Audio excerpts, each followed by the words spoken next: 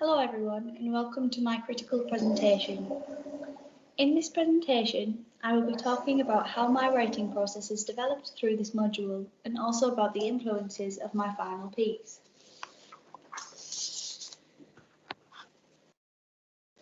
I was initially quite worried about being asked to write experimentally. I didn't really know what that meant. I had found quite a structured comfort zone within my writing and was quite reluctant to push myself out of it. I had only written in the young adult contemporary fiction style, set in the real world and with characters I could see in my own life. I knew that this module would force me to try new things, and this made me quite self-conscious. This also made me realise that I had built a comfort zone as a reader. It was quite a scary realisation, so I decided to look for some inspiration in other areas of my life. Over lockdown, the first one, not like number 57 that we're in now, one thing that I turned to for entertainment was video games. Games like The Legend of Zelda and Fire Emblem were what I relied upon to lift me out of this world and into the next one. The thing I liked most about these games was how there were so many different paths to take through the game based on my choices. It reminded me of the Choose Your Own Adventure books I used to read as a child. And I thought about how you don't really see them for older readers or in any other formats. And the Fortune Machine was born.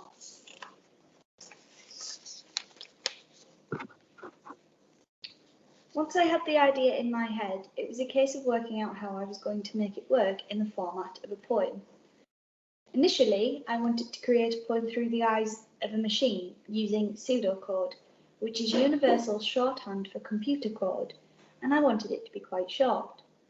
But once I had decided on the Choose Your Own Adventure format, I knew that I had to have a central character to make the decisions and be the focus, but I still wanted to have the machine as part of the story. So I looked at books on my shelves that have machines or AI as characters. The Archivist Guide trilogy by Neal Shusterman, Illuminae by Amy Kaufman and Jay Kristoff, and The Passengers by John Marrs were all inspirations when I was writing this story. These three books all fall under different genres: dystopian, sci-fi, and thriller. However, one thing they all had was the idea of a machine being taken over by a human, and that's where I got the idea of the Order communicating with Grace through the machine.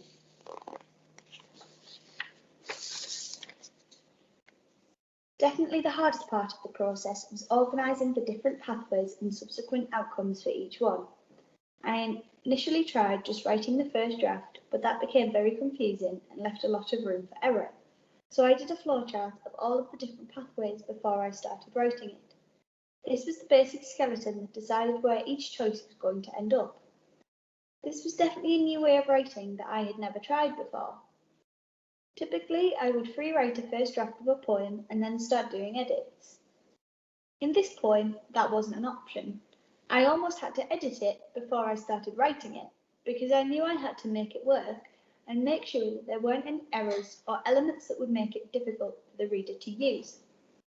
I also found myself developing my characters a lot earlier in the process than I normally would, because I had to get in their heads to understand what their choices would result in and whether they would realistically have done something.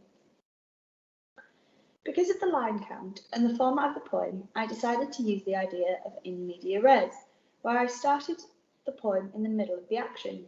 We don't know much about the character of Grace or the Order, or why they want to catch her. This is interesting because it challenged me to add key elements of the story throughout the action quite suddenly, but still make it all flow smoothly. I didn't have the space to fully build the world or develop the characters. I just had to have enough information for the reader to clearly form a picture in their minds of the events. I didn't know how far I wanted to push the more adult elements of the poem. I asked Jenna whether she thought I could make the character die, and we both agreed that the best way to do this would be to have more of a game over option, as this would make the poem appeal to a wider readership.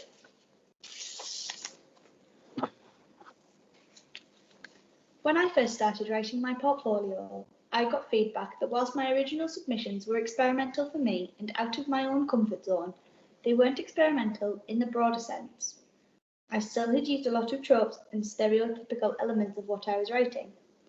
This is the reason I chose to do the Choose Your Own Adventure, but have it as a poem, as this isn't something that is seen very often. One piece of feedback and advice I got from Jenna that was really useful was that I should write it out in full without worrying about the line count and then take everything back that is too long in edits. This was really useful because I found that I was holding the narrative of the poem back and not letting it develop naturally because I was worried about the line count. One of my peers, Olivia, gave me feedback about developing Grace's powers earlier in the poem because as a reader there was no evidence of them or why the Order were after her until the climax.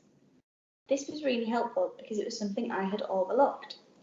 I knew that the character had these abilities in my mind when I was writing, but I'd just forgotten that the reader wasn't aware of it.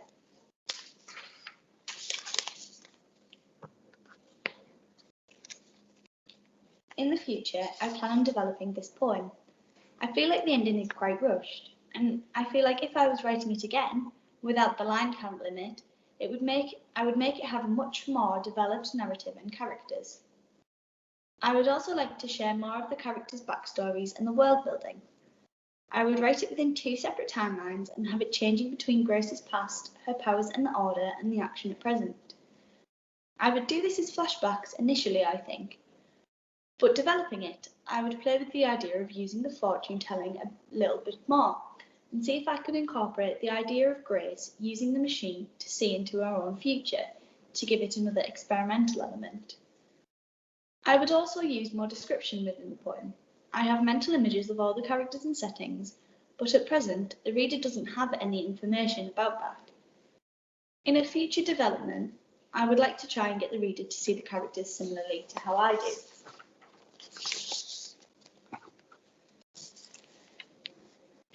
In conclusion, I have learned a lot about myself as a writer and my writing style during this module. I have learnt that it's okay to try working in a different way and that it can still produce good results. I have pushed myself out of my comfort zone, writing in a new genre and format, and have used some of my favourite things as inspiration for this. I have found myself appreciating different types of writing more. I have responded to feedback and applied constructive criticism, which has left me with a piece of work that I am excited to develop further and see how far I can push myself with it. I am also excited to try some new techniques and formats as a result of this module and broaden my horizons as a reader and writer. Thank you very much for listening to my presentation. Please find attached the bibliography in the handout.